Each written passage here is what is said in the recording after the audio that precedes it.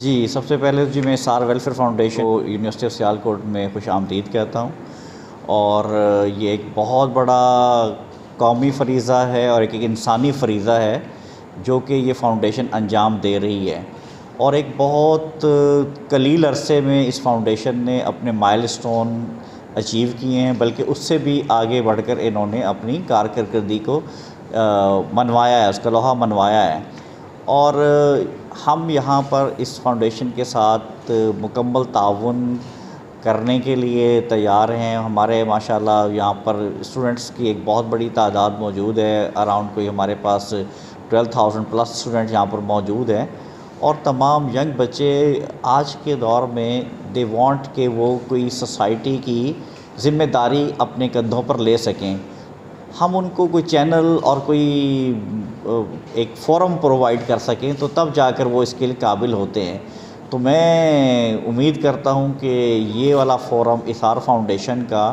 بچوں کی ہیلتھ کے لیے، بچوں کی فیوچر تربیت کے لیے اپنی کارکردگی بھی دکھائے گا، اور ان کو ایجوکیٹ بھی کرے گا، اور ان کو موٹیویٹ بھی کرے گا۔ ہمارا یہی پلان ہے کہ فیوچر میں ہم آپس میں بیٹھ کر ان کے سیمینارز کریں، ان کے لیے ہم تربیتی پروگرام شروع کریں، اور یہاں پر ہمارے ریگولر کیمپس ہونے چاہیے بچوں کی بلڈ سکریننگ کے لیے، اور پلس بلڈ ڈونرز کے لیے بھی یہاں پر۔ اور اس کے لیے میں ابھی یہاں پر اپنے اناؤنس بھی کر رہا ہوں کہ وہ بچے جو اس فاؤنڈیشن کے ممبر ہوں گے اور وہ بلڈ ڈونیٹ کریں گے، تو بلڈ ڈونیشن کی بیس پر ہم ان کو 5 مارکس ان کے ایکیڈیمک کیریئر میں ہم ایڈ کر دیں گے اس سیمسٹر میں، جس میں وہ